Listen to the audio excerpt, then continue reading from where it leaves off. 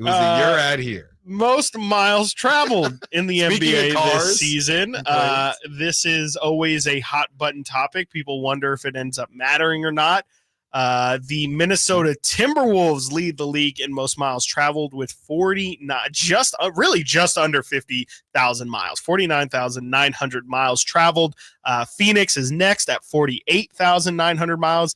And the Sacramento Kings are third in most traveled teams this season with 47,500 miles. My goodness, that can get you a lot of free mileage somewhere. Third most traveled team in the league. I kind of mentioned the day the schedule came out, there was that weird Atlanta, Toronto back-to-back. Those are the kind of things that can contribute to it. And of course, when you are a team that's on the coast as well, the next three teams, the Kings, Warriors, Clippers, when you're on the coast, obviously, in order to make those East Coast road trips, you are clearing the entirety of the country. I guess it's been a problem for Minnesota for a long time.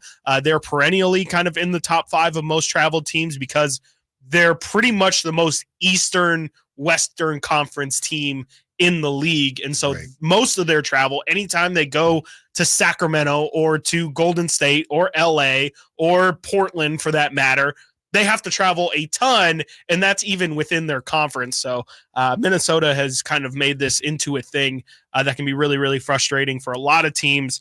We'll see if it ends up impacting the Kings this season. Found this great website called positiveresiduals.com that has really tracked the NBA calendar throughout. I'm pretty sure I can go back all the way to 2001, 2002 season and figure these things out. I thought these were a lot of really interesting notes when it comes to rest advantage, the amount of games in which the Kings will have a day off of game or maybe even 2 days off before their next game, and the team they're playing has less than that. That happens 11 times, and then also 11 times the Kings are at a rest disadvantage. So obviously the inverse of that kind of scenario. That also happens 11 times. So that's a pretty balanced schedule when it comes to the Kings front on that note. The easiest game on the Kings schedule, which is essentially calculated by if it's at home or on the road, obviously the quality of opponent. Is that opponent coming off of rest? Do you have a rest advantage? Are you at a rest disadvantage? Right. The Kings' easiest games, according to positiveresidual.com, is actually a tie between two games, and that is between the Portland Trailblazers, and that will happen. When is that? That is on October 28th, one of the first games of the season. And the other game is 119 versus Washington. Both of those games, the reason why they are at a rest advantage is because the reason why it is the easiest game is because the Kings are at a rest advantage for both of those games and have it at home as well. The toughest game of the season, you could guess, based off of those parameters, is going to be in Denver. At altitude, the Kings don't have the rest advantage, and I believe that is coming off of a back-to-back where they play the Golden State Warriors the night before, and then will go on to play in Denver against the Nuggets the very next day. So that is very, very clearly a disadvantage for the Kings, and then when you factor in the fact that, the Denver Nuggets are pretty decent or should be pretty decent this year, that leads to the Kings making that one the toughest opponent, toughest game, that is, and that's on January 23rd. Their next toughest game will be on the road against the Celtics on January 10th, where they again do not have the rest advantage. If I'm not mistaken, isn't that Warriors in Denver? Doesn't that kick off the stretch of destiny or the stretch of doom? Because that's the end of January, and that's leading up to the All-Star break.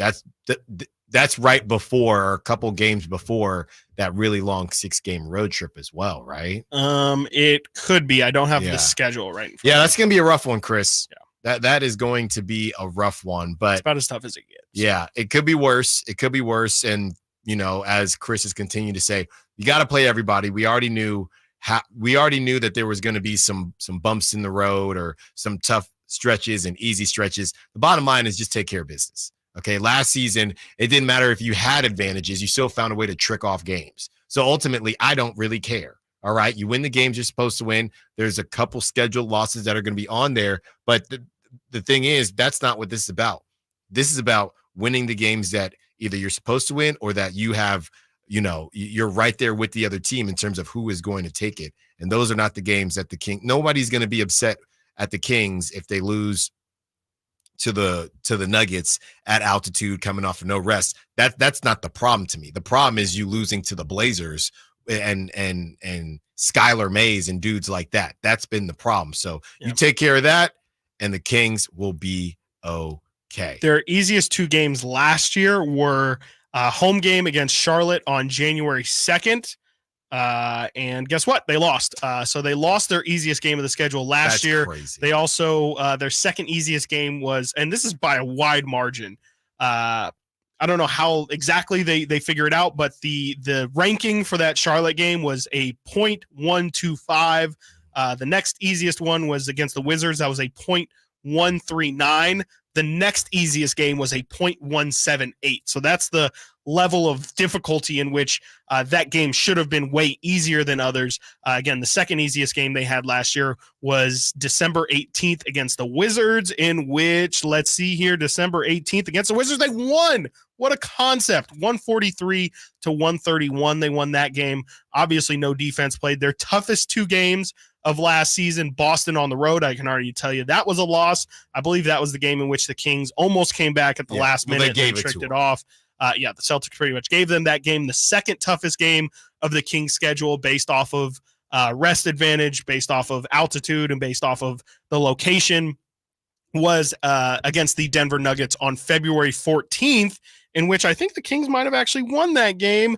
They did. They won that game. So the second toughest game on their schedule, they won 102-98. February 14th, I believe that was when we were in Vegas for the Super Bowl. So the Kings lost their easiest game and won their second toughest game last season. Which, so if I remember, that Hornets game was the one where I think it was like 55% of their total points weren't playing. It was like there was no LaMelo, no Brandon Miller, some other dude was out, and they still lost. That's so bad. That's awesome. That's so bad. But it's a new team. Sick. This is why you went and got DeMar DeRozan. No more sleepwalking, Chris. Yeah. All right. No more sleepy Kings. Coming up next, Brett Huff, new poll, Boogie or Domas? Who you got? Stiles and Watkins, Sactown Sports. On the move.